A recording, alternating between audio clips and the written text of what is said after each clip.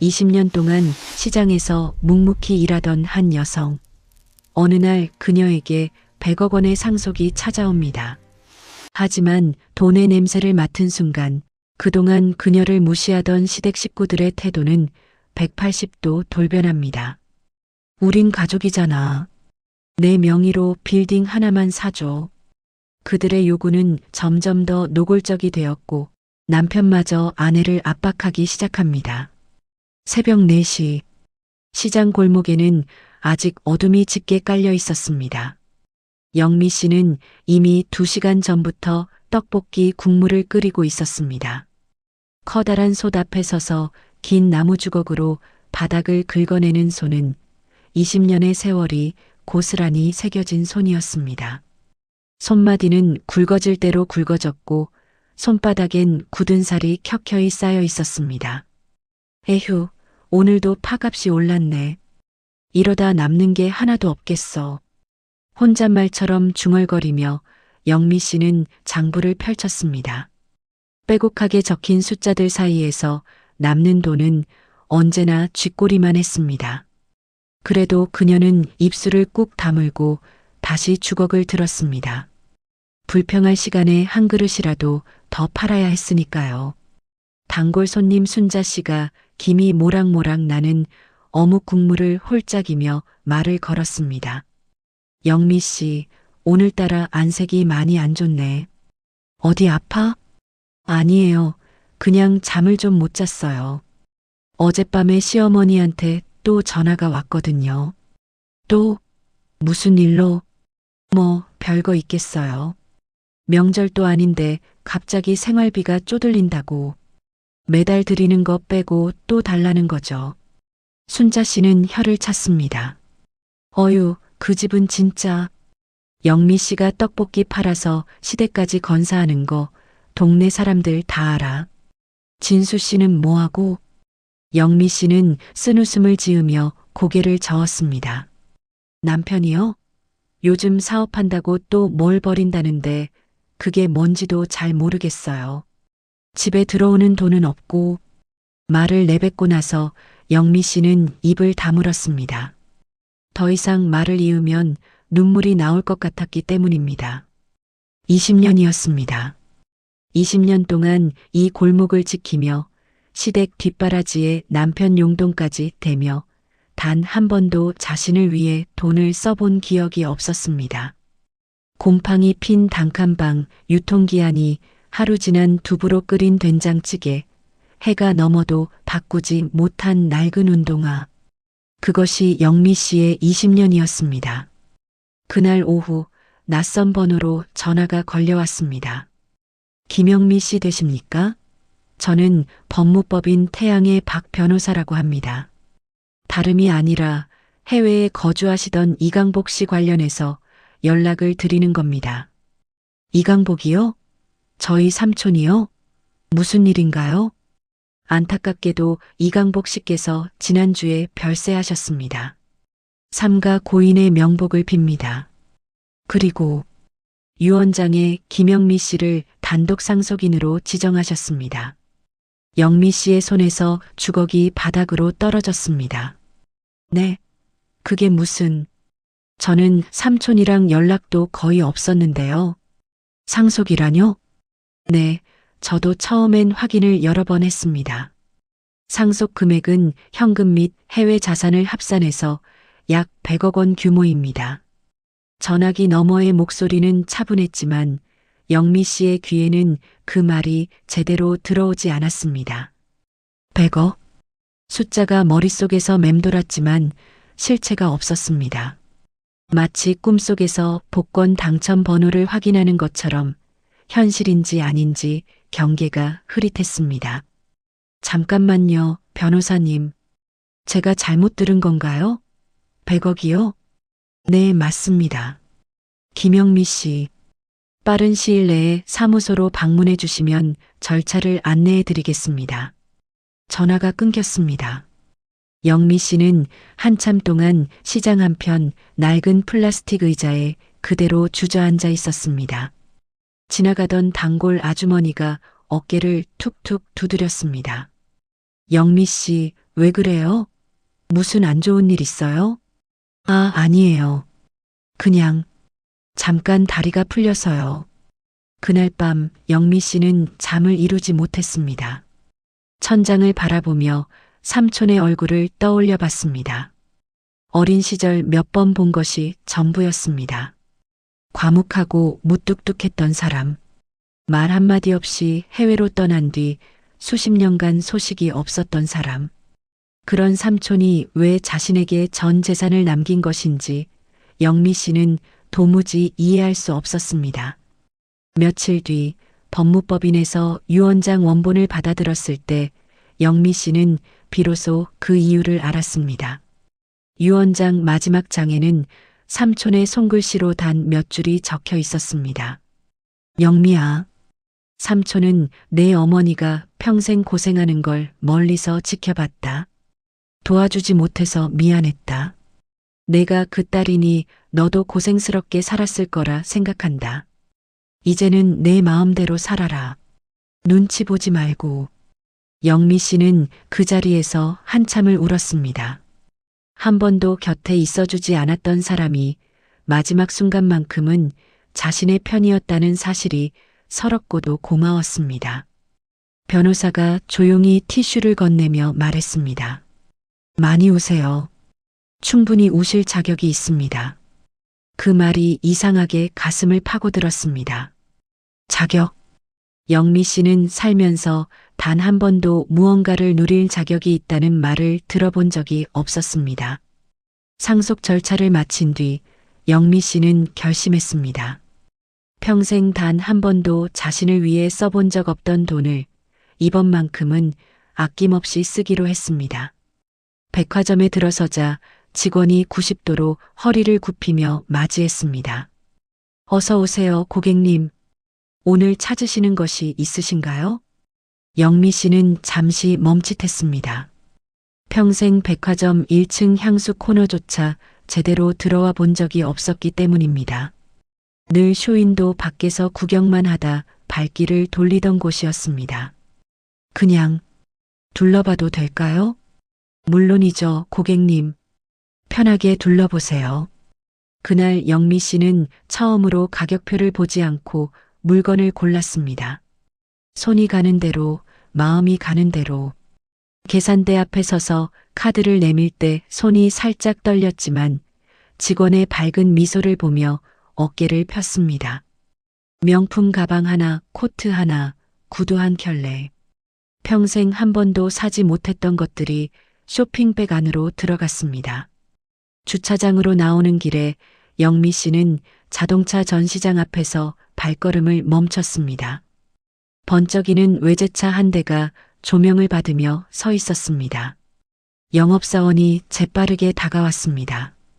안목이 있으시네요, 고객님. 이 차 이번 달에 제일 많이 나가는 모델입니다. 얼마예요? 2억 3천입니다.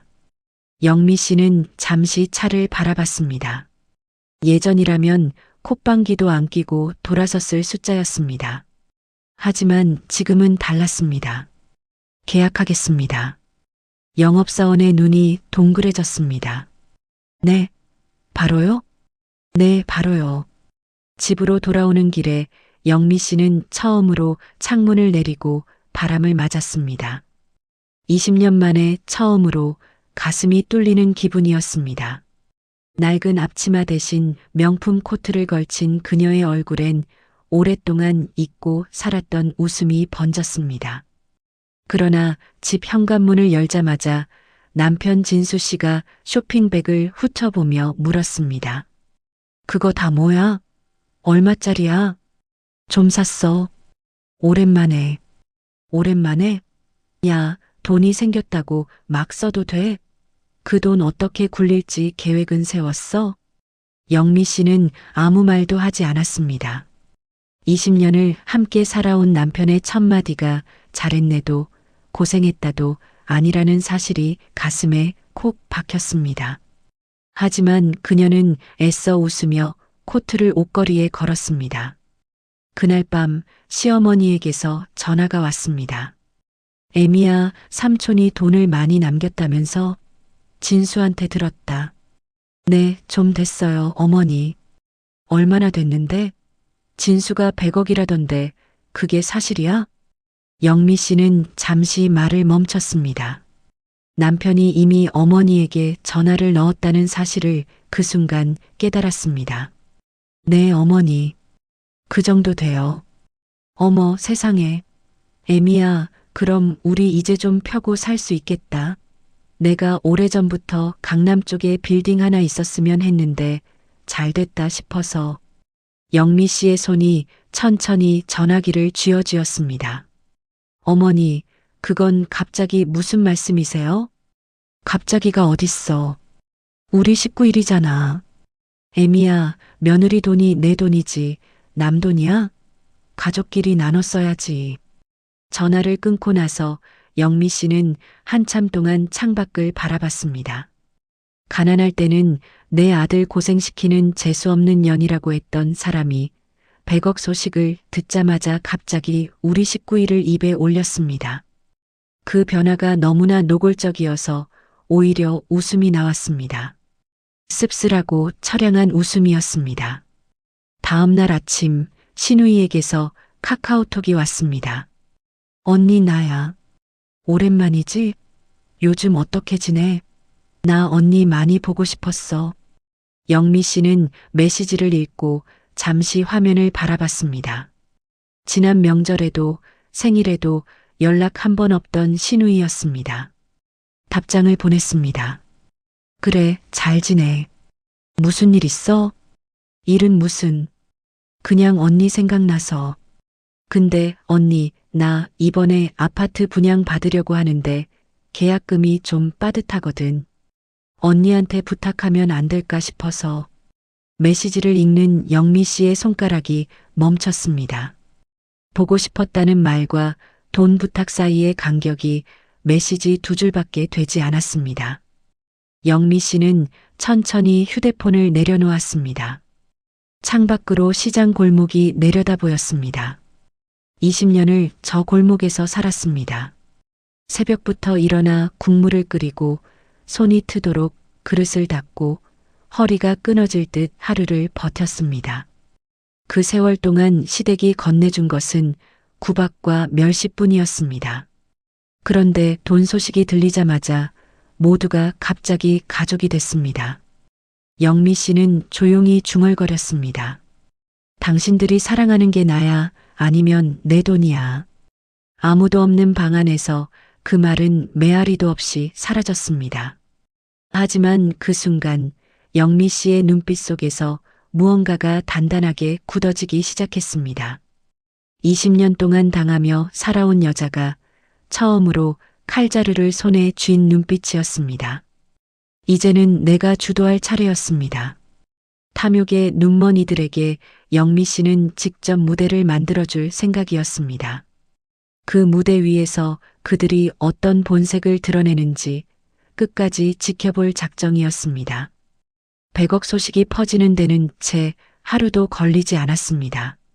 시장 골목 단골들도 아직 모르는 소식을 수십 킬로미터 떨어진 시댁 식구들은 이미 손바닥 들여다보듯 꿰고 있었습니다.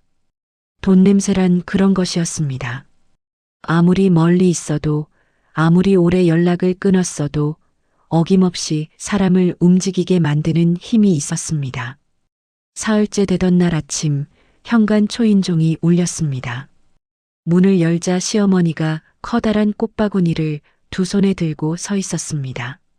가난할 땐 명절에도 콧배기 하나 비추지 않더니 얼굴 가득 환한 웃음을 달고 나타난 것입니다.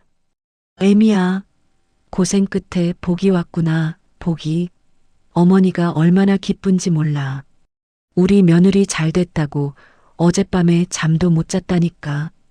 시어머니는 꽃바구니를 내밀며 영미 씨가 미쳐 들어오라는 말도 하기 전에 거실로 성큼 들어섰습니다. 영미 씨는 열린 현관문 앞에 잠시 멍하니 서 있었습니다. 이 사람이 마지막으로 우리 집 문턱을 넘은 게 언제였던가. 기억조차 나지 않았습니다. 어머니, 갑자기 어쩐 일이세요? 갑자기가 어딨어. 며느리 잘 된 게 기뻐서 달려온 거지. 애미야, 앉아봐. 어머니가 할 말이 있어. 소파에 자리를 잡은 시어머니는 가져온 쇼핑백에서 과일 세트를 꺼내 탁자 위에 올려놓았습니다. 평소엔 빈손으로 와서 밥만 먹고 가던 분이 오늘은 선물까지 챙겨왔습니다. 내 아들이 그동안 너 고생시킨 게 얼마나 미안한지 어미 된 입장에서 생각하면 가슴이 아프다, 가슴이. 그래서 어머니가 오늘 직접 왔어. 내가 잘못했다, 애미야. 영미 씨는 시어머니의 얼굴을 조용히 바라봤습니다. 반성의 빛도 미안함의 흔적도 보이지 않았습니다. 눈빛은 이미 거실을 훑으며 어디에 뭐가 있는지를 가늠하고 있었습니다. 어머니, 그런 말씀 안 하셔도 괜찮아요. 아니야, 해야 해. 근데 애미야, 사실 어머니가 오래전부터 소원이 하나 있었거든. 강남 쪽에 빌딩 하나 있었으면 했는데 이참에 내 명의로 하나만 사다 주면 안 되겠니? 우리 며느리가 효도하는 셈 치고 빌딩 하나쯤이야 100억이면 껌값이잖아. 영미 씨의 귓가에서 잠시 모든 소리가 멎는 것 같았습니다. 어머니, 그건 좀 갑작스럽지 않으세요? 갑작스럽긴. 가족끼리 못할 말이 어딨어. 애미야, 며느리 돈이 내 돈이고 내 돈이 며느리 돈이지. 우리가 남이야? 시어머니가 자리를 잡고 앉는 사이 현관문이 다시 열렸습니다. 신우이가 쇼핑백을 들고 들어서며 능청스럽게 웃었습니다. 언니, 나도 왔어. 엄마가 언니한테 간다기에 나도 따라왔지. 인사도 채 끝나기 전에 신우이의 눈은 이미 거실 한편에 놓인 명품 쇼핑백들을 향해 달려가 있었습니다. 신우이는 가방을 집어들고 어깨에 걸쳐보며 거울 앞에 섰습니다. 마치 처음부터 자기 것이었던 것처럼 자연스러운 손놀림이었습니다. 언니, 이거 어디 거야? 대박이다. 나 이 가방 진짜 갖고 싶었는데. 그거 내 거야. 알아. 그냥 한번 둘러보는 거지. 뭘. 근데 언니, 우리 오랜만에 얘기 좀 하자. 나 요즘 많이 힘들거든. 영미 씨는 아무 말 없이 신우이를 바라봤습니다. 신우이는 가방을 내려놓기는커녕 이 가방 저 가방을 꺼내들며 품평을 이어갔습니다. 언니, 이건 얼마야? 이건? 어머, 이건 나 하나 사줘. 언니한테 이게 뭐 그리 대단한 돈이라고. 무슨 할 말이 있다고 했잖아. 신우이는 가방을 내려놓으며 소파에 털썩 앉았습니다. 언니, 사실 나 이번에 아파트 분양받으려고 하거든. 좋은 자리 나왔는데 계약금이 좀 빠듯해. 5천만 원만 보태주면 안 돼? 언니한테 그게 얼마야, 껌값이지. 우린 가족이잖아. 5천만 원. 응. 나중에 갚을게. 근데 언니, 그 가방 나 그냥 줘. 언니는 또 사면 되잖아. 같은 거 2개 들 건 아니잖아. 영미 씨는 조용히 가방을 신우이 손에서 빼내 제자리에 돌려놓았습니다. 신우이는 잠깐 뻘쭘한 표정을 지었지만 이내 아무렇지 않은 척 다른 가방을 집어들었습니다. 그때 시어머니가 주방 쪽을 두리번거리며 말했습니다. 애미야, 밥은? 어머니 아침도 못 먹고 왔는데. 영미 씨는 주방으로 들어가 밥을 차렸습니다. 손을 움직이는 내내 머릿속이 복잡했습니다. 20년 동안 이 사람들을 위해 밥을 차리고 빨래를 하고 용돈을 챙겨드렸습니다. 그리고 돌아온 것은 재수 없는 년이라는 말과 멸시였습니다. 그런 사람들이 오늘은 꽃바구니를 들고 찾아와 빌딩을 사달라고 합니다.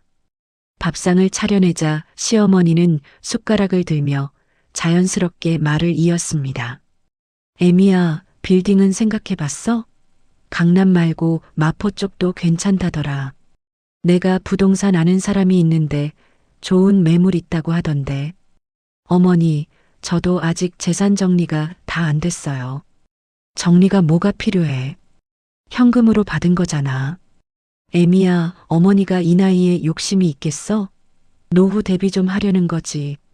내가 이 세상 떠나면 다 진수 거 아니야.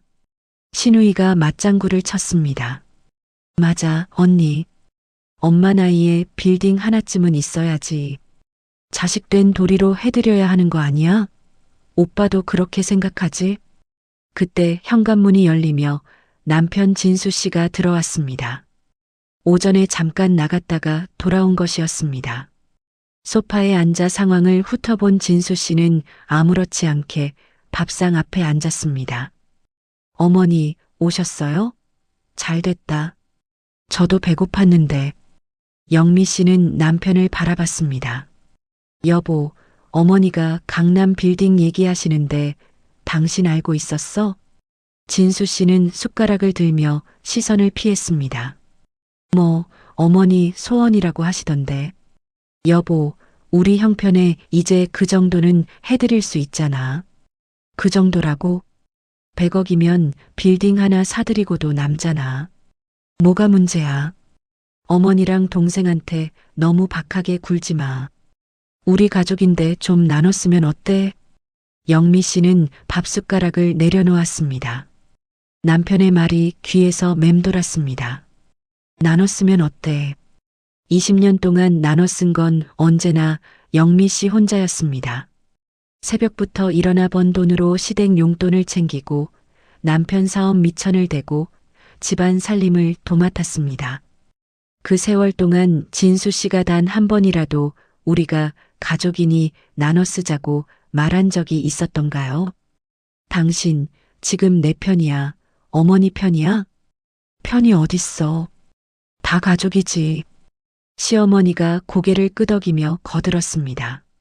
그래, 애미야. 우리가 남이야? 한 집안 식구끼리 그게 무슨 말이야.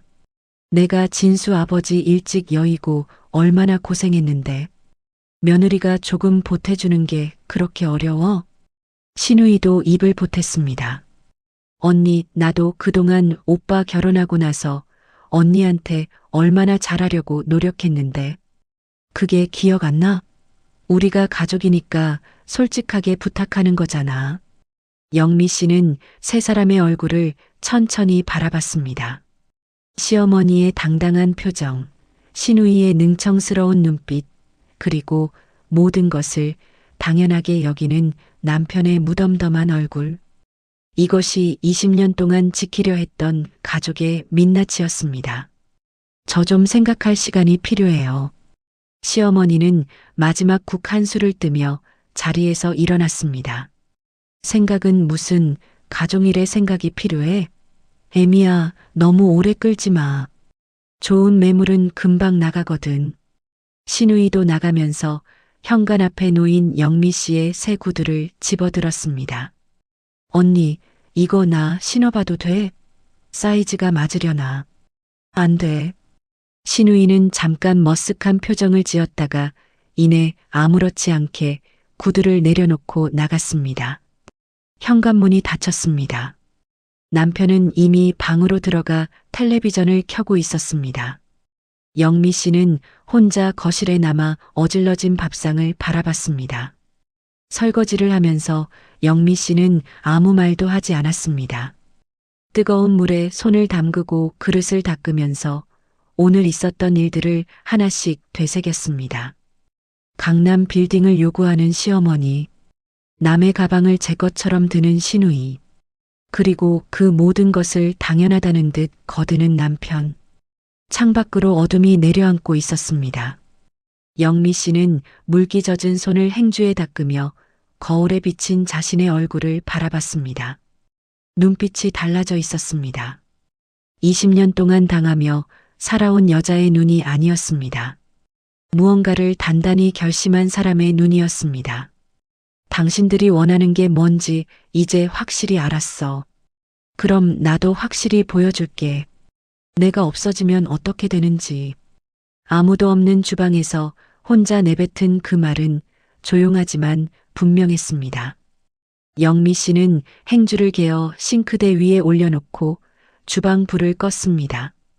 하이에나들의 습격은 끝났지만 영미 씨의 계획은 이제 막 시작되고 있었습니다. 며칠이 지나도 시댁 식구들의 요구는 멈추지 않았습니다. 매일 아침 6시면 어김없이 시어머니의 전화가 울렸고 시누이의 카카오톡은 하루에도 수십 통씩 쌓였습니다. 처음엔 안부로 시작해서 중간엔 안타까운 척 신세 한탄을 늘어놓고 끝은 언제나 돈 얘기였습니다. 영미 씨는 그 패턴을 이미 꿰뚫고 있었지만 아무 말 없이 받아내면서 속으로 생각을 정리해 나갔습니다. 사흘째 되던 아침 또 시어머니의 전화가 왔습니다. 애미야, 나야. 잘 잤어? 네, 어머니. 어쩐 일이세요? 어쩐 일은 며느리한테 전화하는 게 어쩐 일이야. 근데 애미야, 빌딩 얘기 더 생각해봤어?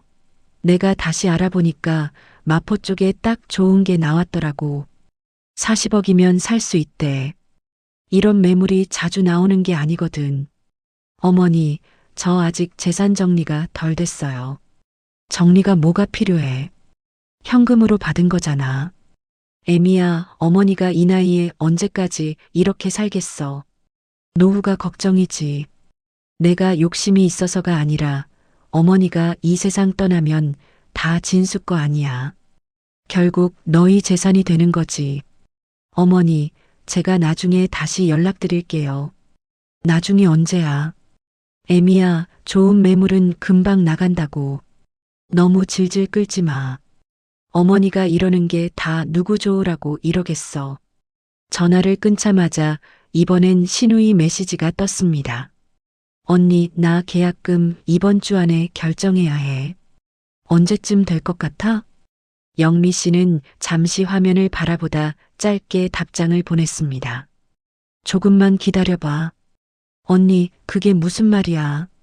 기다리다가 기회 날아가면 어떡해? 언니는 100억 있잖아. 5천만 원이 언니한테 뭐가 대단해? 나도 지금 정리할 게 많아. 정리? 뭘 정리해? 언니, 솔직히 말하면 나 많이 서운해. 우리가 가족이면 이럴 때 서로 도와야 하는 거 아니야? 내가 언니한테 그동안 뭘 잘못했다고. 언니가 힘들 때 내가 얼마나 신경 썼는데. 영미 씨는 휴대폰을 내려놓았습니다. 잘못한 것도 없다는 말, 신경 썼다는 말이 귓가에서 맴돌았습니다. 명절마다 부엌일을 죄다 떠넘기고 뒤에서 오빠 팔자 더럽다고 수군거렸던 시누이가 지금은 자신이 피해자인 양 서운함을 토로하고 있었습니다. 사람이 이렇게까지 뻔뻔해질 수 있다는 것이 기가 막히면서도 한편으로는 씁쓸하게 웃음이 나왔습니다. 오후에 영미 씨는 오랜 친구 미영 씨를 만났습니다. 동네 카페 구석자리에 마주 앉아 따뜻한 커피를 홀짝이던 미영 씨가 걱정스러운 눈으로 영미 씨의 얼굴을 살폈습니다. 영미야, 얼굴이 많이 안 좋다.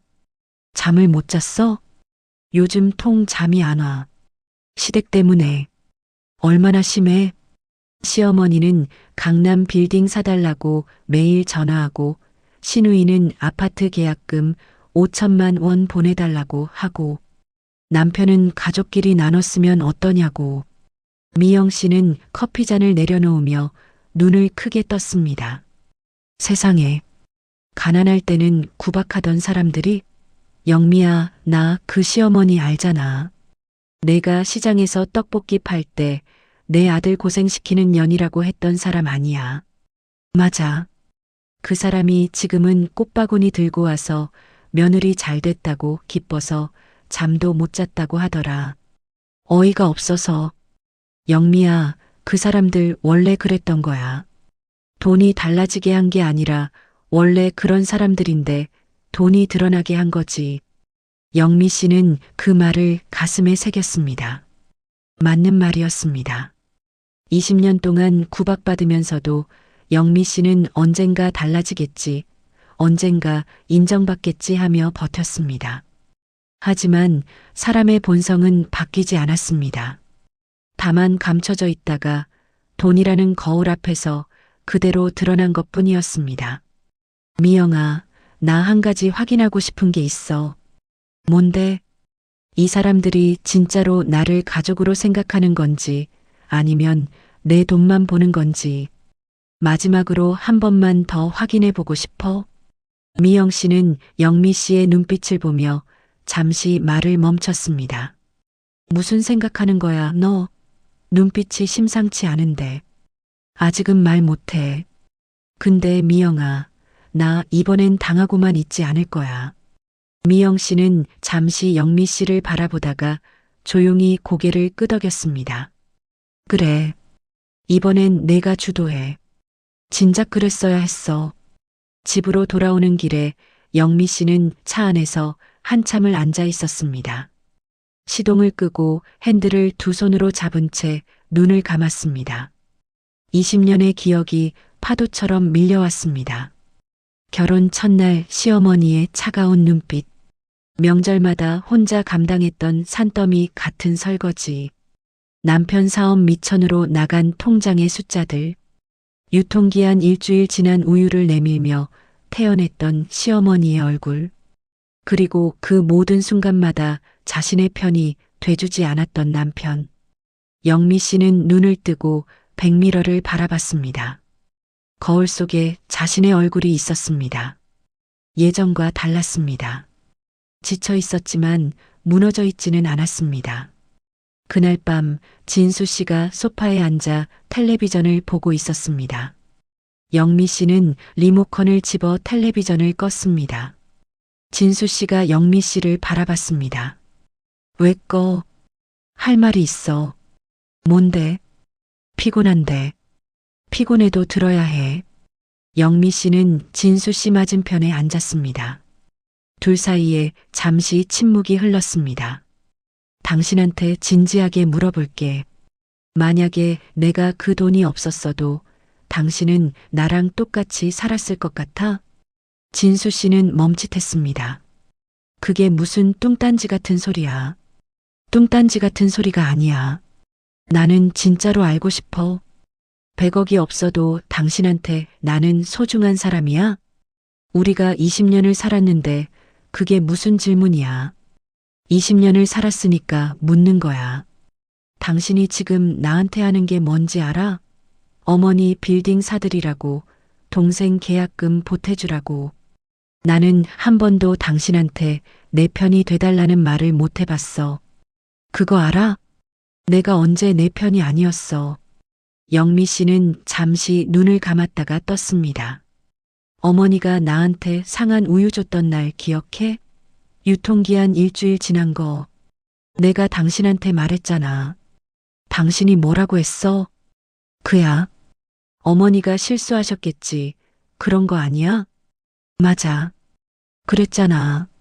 실수가 아니었어, 진수 씨. 그 사람은 나를 처음부터 사람으로 안 봤어. 그걸 당신도 알았을 거야.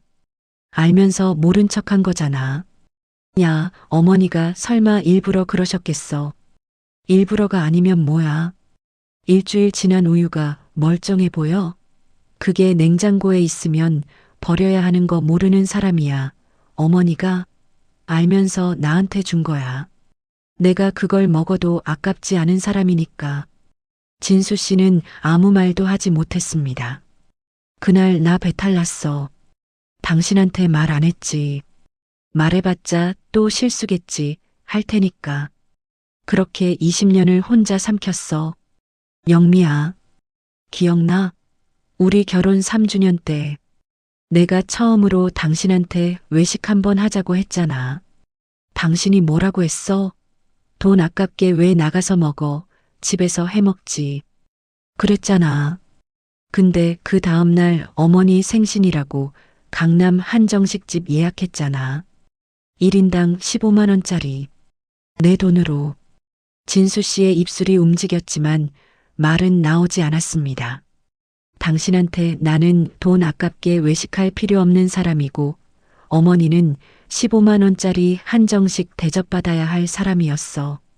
그게 20년이야. 당신 눈에 나는 그런 사람이었어. 그건 그때 내가 어머니 눈치를 좀 봤던 거지. 눈치? 20년 동안 어머니 눈치 본 거야? 아니면 그게 당신 진심이었던 거야?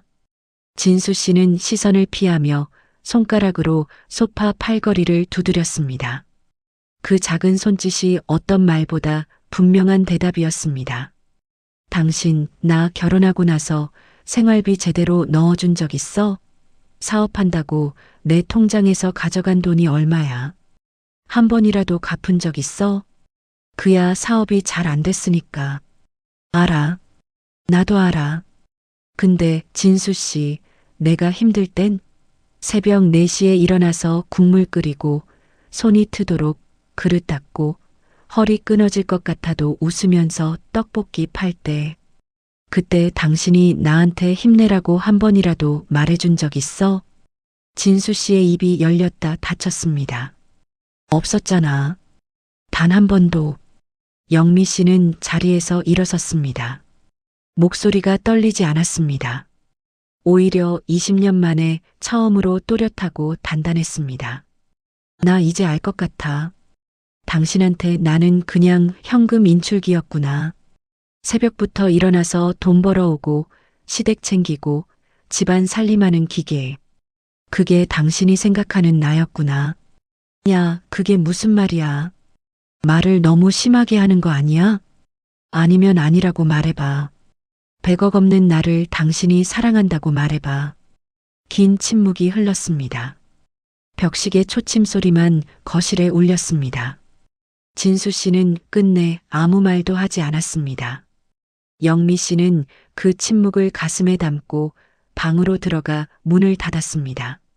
침대에 앉아 어둠 속에서 한참을 가만히 있었습니다. 눈물이 나올 것 같았지만 나오지 않았습니다. 슬픔보다 더 깊은 곳에서 무언가가 단단하게 굳어가는 느낌이었습니다. 20년 동안 품어온 한 가닥 희망이 오늘 밤 완전히 꺼진 것이었습니다. 영미 씨는 천장을 올려다보며 지난 세월을 다시 한번 떠올렸습니다. 시장 골목의 새벽 공기, 손마디에 박인 굳은 살, 혼자 감당했던 설거지 더미, 아무도 들어주지 않았던 밤의 한숨들. 이 모든 것이 이제야 선명하게 보였습니다. 이 사람들이 사랑한 것은 처음부터 영미 씨가 아니었습니다. 곁에 있어주는 사람, 밥을 차려주는 사람, 돈을 벌어오는 사람이 필요했던 것입니다. 그 자리에 영미 씨가 있었을 뿐이었습니다. 영미 씨는 천천히 몸을 일으켜 책상 앞에 앉았습니다. 휴대폰을 열고 메모장을 켰습니다. 그리고 천천히 또박또박 적어 내려가기 시작했습니다. 계획이었습니다. 손이 떨리지 않았습니다. 오히려 20년 만에 처음으로 손끝이 단단하게 느껴졌습니다. 메모를 다 적고 나서 영미 씨는 휴대폰을 내려놓고 창밖을 바라봤습니다. 밤하늘에 별이 몇 개 떠 있었습니다. 영미 씨는 그 별을 바라보며 조용히 중얼거렸습니다. 당신들이 원하는 게 뭔지 이제 확실히 알았어. 그럼 나도 확실히 보여줄게.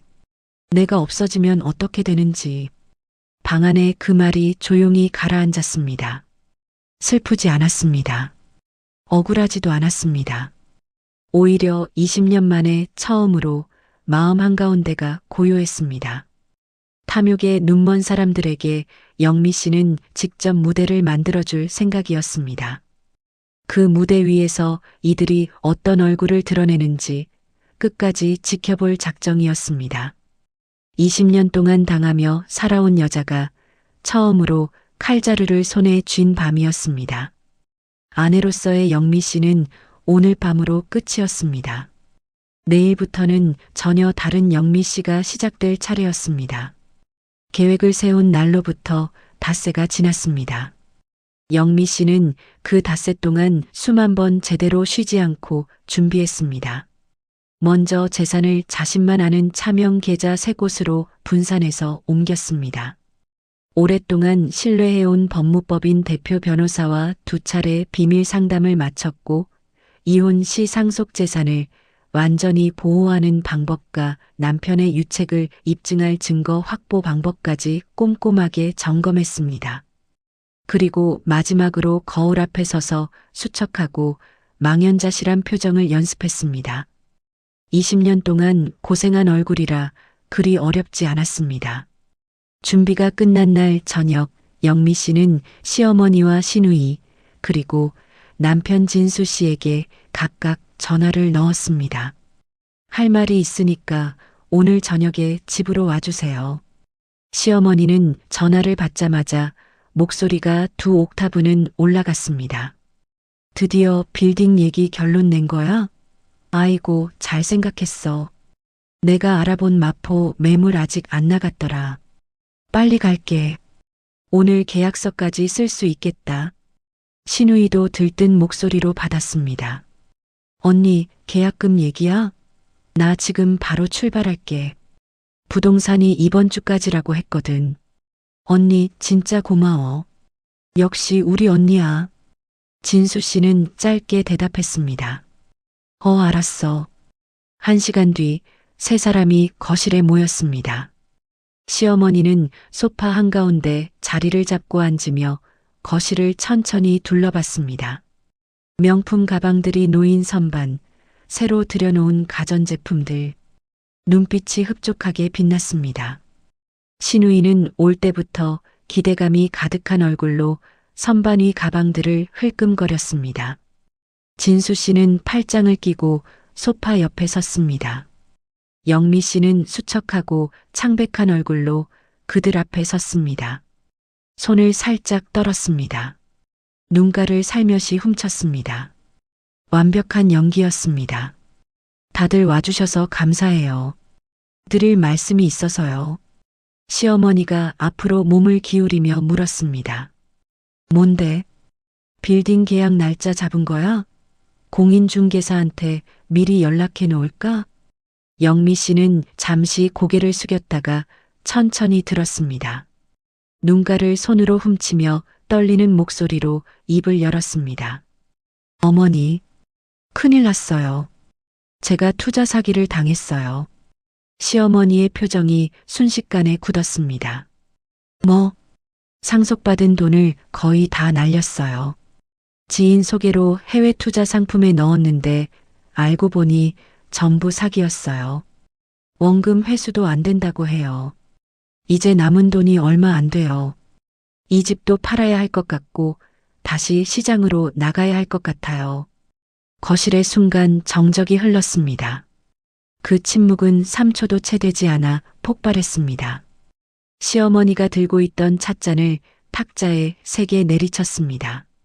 찻잔이 두 동강 나며 바닥으로 떨어졌습니다. 뭐라고? 이 정신 나간 년아. 도대체 누가 그런 데다 100억을 넣으래. 상식이 있어, 없어? 내 빌딩은 어떡하고. 어머니, 저도 몰랐어요. 믿었던 사람이었는데. 믿었던 사람이면 다야? 100억을 날려? 그게 말이 돼?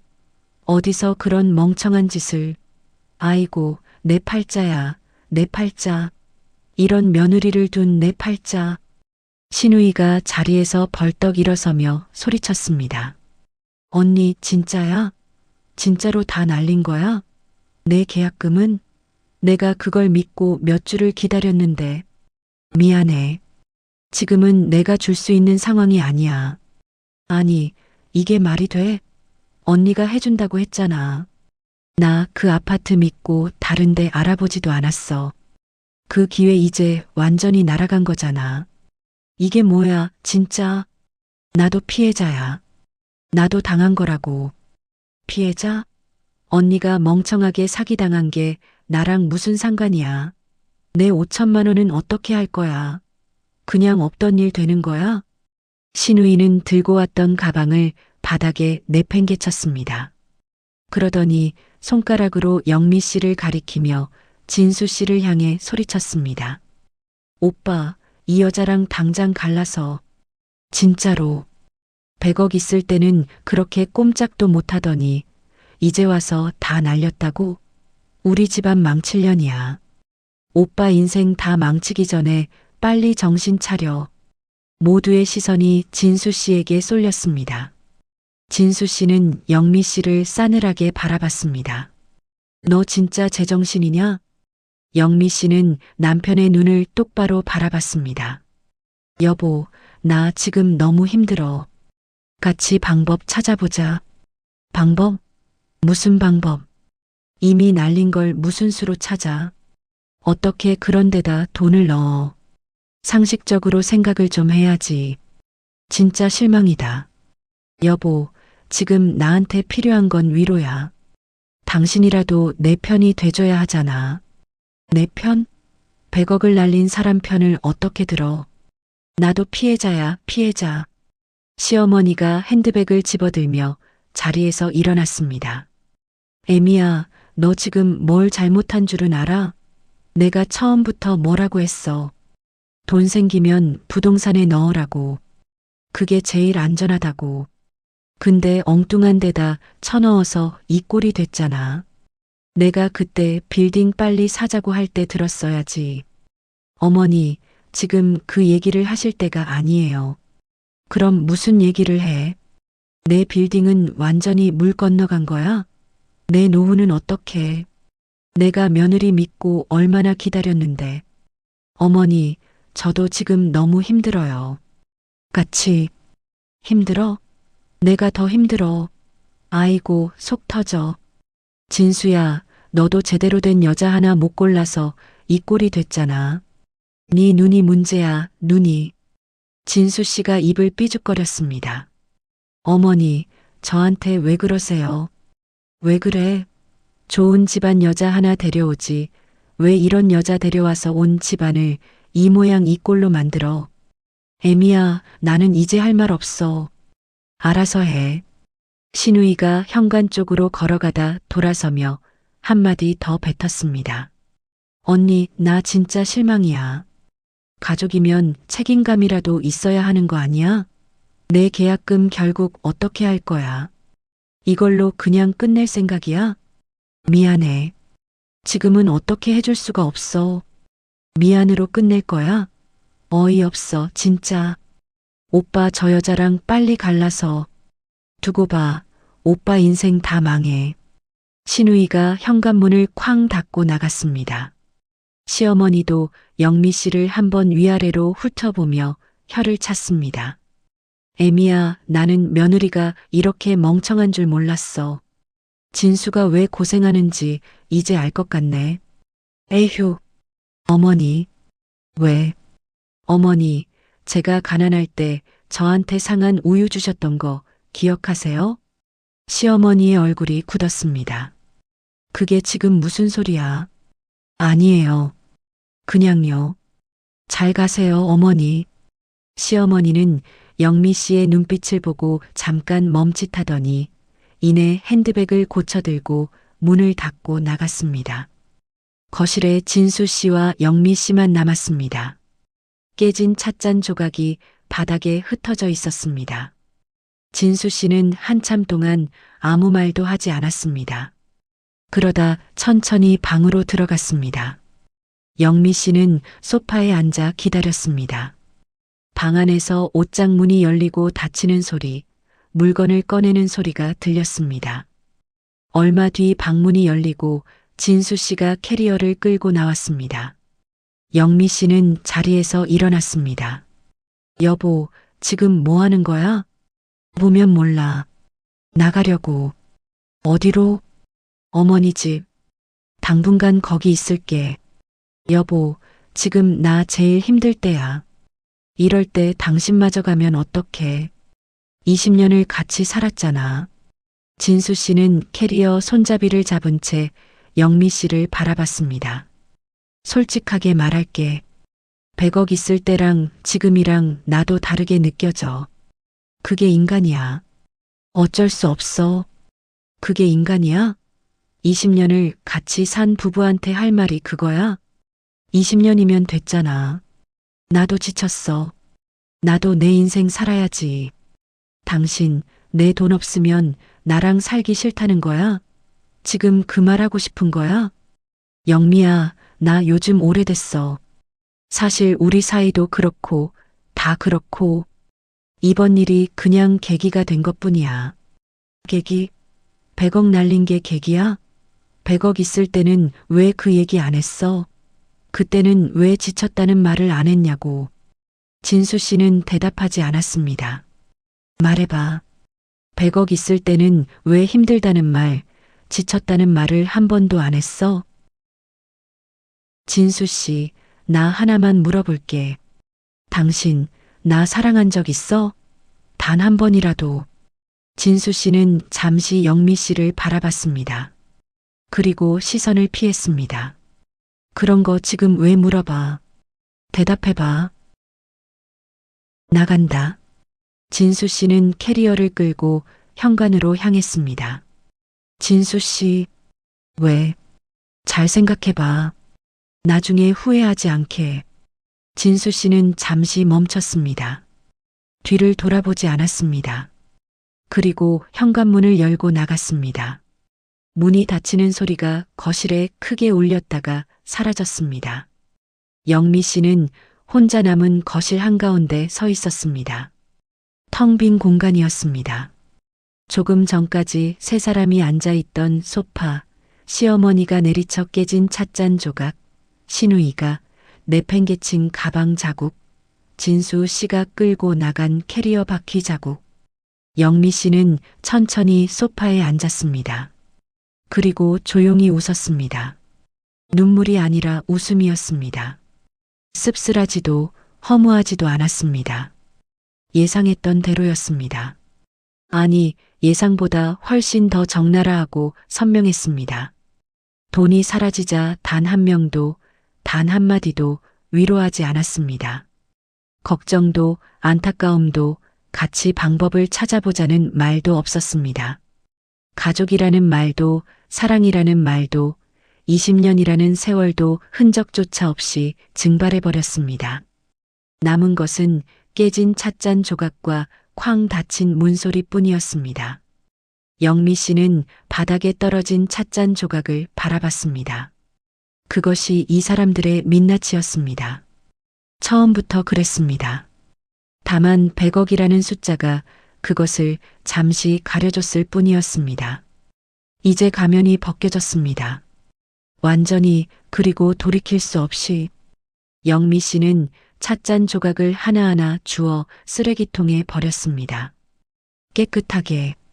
그리고 소파로 돌아와 앉아 휴대폰을 들었습니다. 변호사에게 문자를 보냈습니다. 준비해 주세요. 이혼 소장 보내겠습니다. 그리고 외도 증거 자료도 함께 검토 부탁드립니다. 문자를 보내고 나서 영미 씨는 잠시 휴대폰을 내려놓고 천장을 올려다봤습니다. 고요했습니다.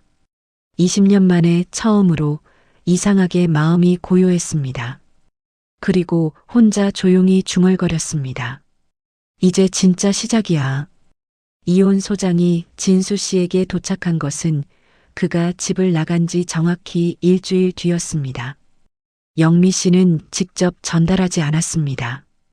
변호사를 통해 조용하고 깔끔하게 보냈습니다. 소장이 도착한 날 오후 진수 씨에게서 전화가 왔습니다. 야, 이게 뭐야? 이혼 소장이 왜 와? 보면 몰라. 이혼하자는 거지. 갑자기 이혼은 무슨 이혼이야. 우리 얘기 좀 하자고. 할 얘기 없어. 변호사 통해서 연락해. 야, 영미야. 전화 끊지 마. 나 지금 어머니 집에 있는데 어머니도 많이 놀라셨어. 우리 일단 만나서 얘기하자. 진수 씨, 나 지금 바빠. 변호사한테 연락해. 영미 씨는 전화를 끊었습니다. 진수 씨에게서 연달아 전화가 왔지만 받지 않았습니다. 문자도 쏟아졌습니다. 처음엔 화가 잔뜩 담긴 문자였다가 시간이 지나면서 사정하는 문자로 바뀌었습니다. 영미 씨는 읽고 화면을 껐습니다. 흔들리지 않았습니다. 그로부터 사흘 뒤 예상했던 일이 벌어졌습니다. 100억이 그대로 있다는 사실이 시댁 식구들의 귀에 흘러들어간 것입니다. 어떤 경로로 새어나갔는지는 알 수 없었습니다. 세상에 완전한 비밀은 없었고 돈과 관련된 소식은 특히 더 빠르게 퍼졌습니다. 소식을 들은 시어머니가 그날 오후 버선발로 영미 씨 집 앞으로 달려왔습니다. 대문 앞에서 초인종을 연달아 누르며 소리쳤습니다. 애미야, 애미야, 나야. 문 좀 열어봐. 어머니야. 영미 씨는 인터폰 화면으로 내다봤습니다. 시어머니가 대문 앞에 서서 손을 모으고 있었습니다. 평소에 당당하고 뻔뻔하던 모습과는 달리 어딘가 다급하고 초라해 보였습니다. 어머니, 무슨 일이세요? 애미야, 문 좀 열어줘. 어머니가 할 말이 있어. 말씀하세요. 여기서 들을게요. 이러지 말고 좀 열어줘. 이웃 사람들이 보잖아. 창피하게. 어머니, 창피하신 거 알면서 오셨잖아요. 말씀하세요. 잠시 침묵이 흘렀습니다. 그러더니 인터폰 화면 속 시어머니가 천천히 무릎을 꿇었습니다. 차가운 시멘트 바닥 위에 그대로 주저앉은 것입니다. 영미 씨는 그 장면을 말없이 바라봤습니다. 애미야, 내가 잘못했다. 내가 잠시 미쳤었어. 돈에 눈이 멀어서 내가 제정신이 아니었어. 어미가 잘못했다. 잘못했어. 한 번만 용서해줘. 응? 제발. 영미 씨는 인터폰 화면을 바라봤습니다. 20년 동안 단 한 번도 보지 못했던 장면이었습니다. 무릎을 꿇은 시어머니. 하지만 영미 씨의 마음은 움직이지 않았습니다. 오히려 가슴 한가운데가 고요했습니다. 어머니. 응, 애미야. 말해봐. 뭐든지 할게. 어미가 다 할게. 어머니가 저한테 상한 우유 주셨던 날 기억하세요? 그게 갑자기 왜? 유통기한 일주일 지난 거요. 저 그날 배탈이 심하게 났어요. 어머니한테 말도 못하고 혼자 알았어요. 화장실에서 혼자 웅크리고 앉아서 이러다 죽겠다 싶었어요. 기억하세요? 애미야, 그건 어머니가 실수한 거야. 정말 몰랐어. 몰랐어요? 일주일 지난 우유가 멀쩡해 보여요? 냄새도 나는데. 어머니가 모르셨을 리 없잖아요. 애미야. 그 우유, 이제 아드님이랑 어머니가 평생 마시며 사세요. 제가 드리는 마지막 선물이에요. 애미야, 제발. 어미가 잘못했다고. 한 번만, 딱 한 번만 기회를 줘. 이 나이에 무릎까지 꿇었잖아. 어머니, 저한테 기회는 20년 동안 드렸어요. 매년, 매달, 매일. 그 기회를 어머니가 직접 버리신 거예요. 이제 없어요. 애미야. 영미 씨는 인터폰을 껐습니다. 대문 셔터를 내렸습니다. 밖에서 시어머니가 한참 동안 이름을 부르는 소리가 들렸습니다. 영미 씨는 자리를 떠나 주방으로 걸어가 커피를 끓였습니다. 천천히 정성스럽게 그 소리가 완전히 멎을 때까지 조용히 커피를 마셨습니다.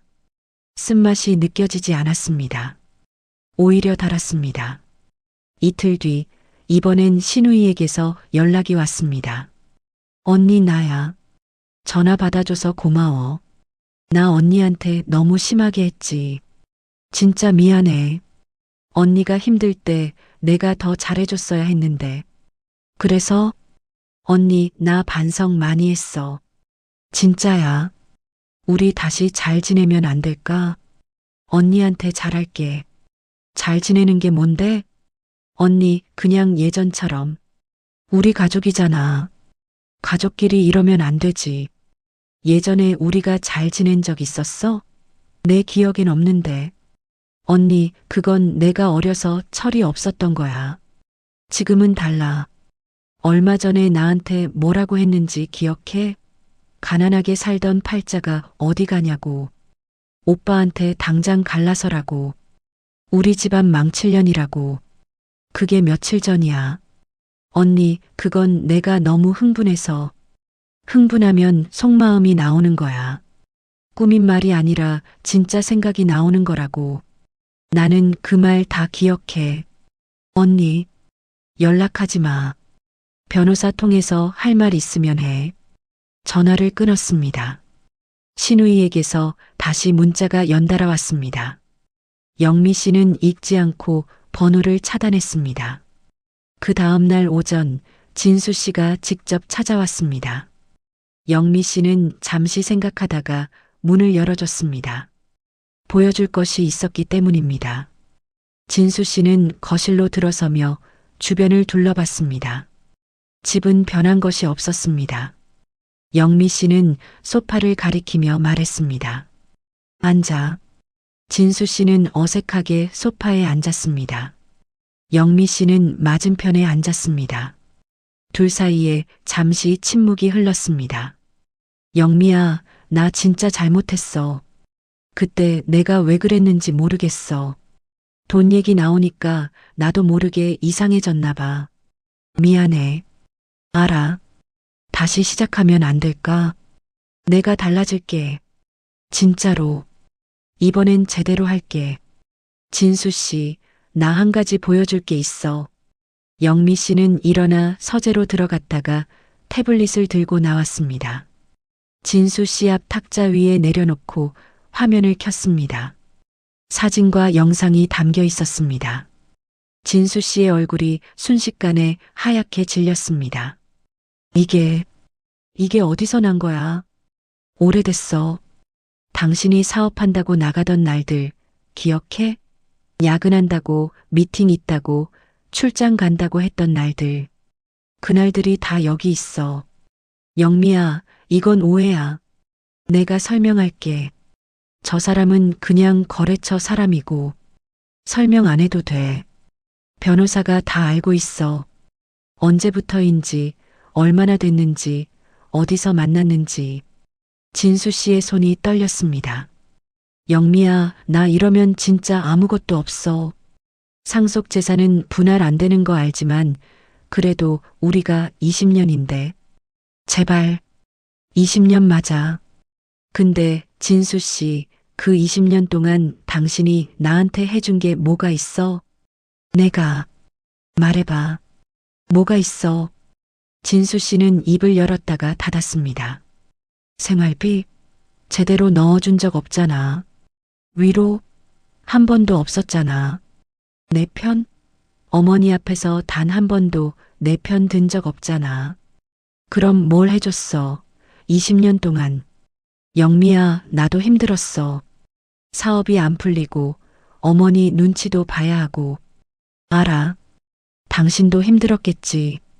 근데 진수 씨, 나는 당신이 힘들다고 할 때마다 힘내라고 했어. 잘 될 거라고 했어. 돈도 줬어. 근데 내가 힘들다고 할 때 당신은 뭐라고 했어? 진수 씨는 대답하지 못했습니다. 아무 말도 안 했잖아. 듣지도 않았잖아. 나는 당신한테 20년 동안 현금 인출기였어. 그리고 어머니한테는 20년 동안 가정부였고. 영미야. 진수 씨, 나 한 가지만 물어볼게. 솔직하게 대답해줘. 뭔데? 당신, 나 사랑한 적 있어? 결혼하고 나서 단 한 번이라도. 거실에 긴 침묵이 흘렀습니다. 벽시계 초침 소리만 울렸습니다. 진수 씨는 영미 씨를 바라봤습니다. 그리고 시선을 피했습니다. 창밖을 봤습니다. 바닥을 봤습니다. 끝내 영미 씨의 눈을 마주치지 못했습니다. 대답 못하는 거잖아. 영미야, 그건. 됐어. 대답이 나온 거야, 그게. 영미 씨는 태블릿을 닫았습니다. 자리에서 일어나 현관문을 열었습니다. 돌아가. 다음부터는 변호사 통해서 연락해. 영미야, 제발. 나 진짜 아무것도 없어. 어머니 집에 얹혀 사는데 그것도 한계야. 조금만 생각해줘. 진수 씨. 응. 당신이 집 나가던 날 뭐라고 했는지 기억해? 100억 있을 때랑 지금이랑 다르게 느껴진다고. 그게 인간이라고 했잖아. 나도 인간이야. 나도 달라졌어. 진수 씨는 한참 동안 자리에서 일어나지 못했습니다. 영미 씨는 열린 현관문 앞에서 기다렸습니다. 서두르지 않았습니다. 진수 씨는 결국 천천히 일어나 현관으로 향했습니다. 문 앞에서 멈췄습니다. 영미야, 마지막으로 한 가지만 물어봐도 돼? 뭔데? 돈 진짜 있었던 거야? 영미 씨는 잠시 진수 씨를 바라봤습니다. 그리고 조용히 대답했습니다. 있어. 한 푼도 안 날렸어. 진수 씨의 얼굴이 굳었습니다. 여러 가지 감정이 한꺼번에 스쳐 지나갔습니다. 허탈함, 분노, 그리고 뒤늦은 후회. 영미 씨는 그 얼굴을 담담하게 바라봤습니다. 진수 씨, 그날 당신들이 어떻게 하는지 보고 싶었어.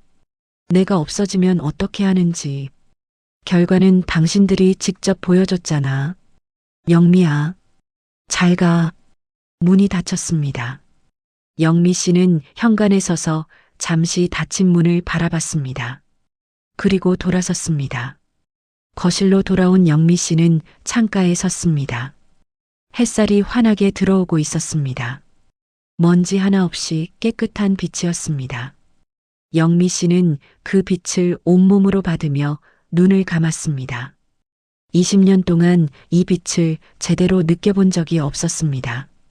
늘 무언가에 쫓기듯 살았고, 늘 누군가의 눈치를 보며 살았고, 늘 자신보다 남을 먼저 챙기며 살았습니다. 이제 그 모든 것이 끝났습니다. 영미 씨는 눈을 뜨고 휴대폰을 들었습니다. 오랜 친구 미영 씨에게 전화를 걸었습니다.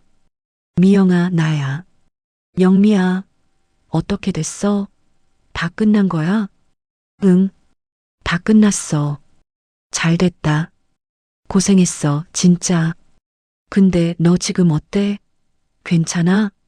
영미 씨는 잠시 생각했습니다. 응, 괜찮아. 아니, 괜찮은 것보다 더 좋아. 이상하게 홀가분해. 당연하지. 20년 짐을 내려놓은 거잖아. 영미야, 이제 내 인생 살아. 진짜로. 응, 그럴게. 미영아, 나 오늘 맛있는 거 먹고 싶어.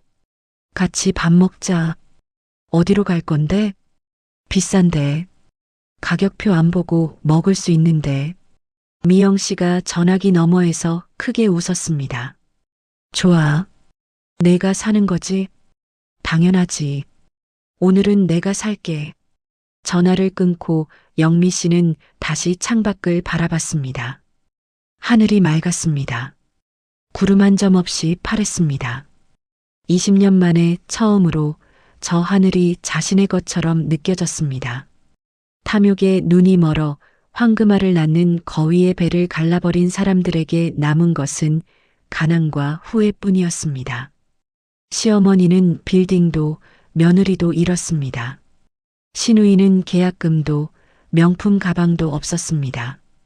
진수 씨는 아내도 돈도 집도 모두 잃고 어머니 집에 얹혀 사는 신세가 됐습니다. 그리고 영미 씨에게 남은 것은 100억과 자유, 그리고 진짜 봄날이었습니다. 영미 씨는 코트를 걸치며 현관문을 열었습니다. 바깥 공기가 싱그럽게 밀려들었습니다.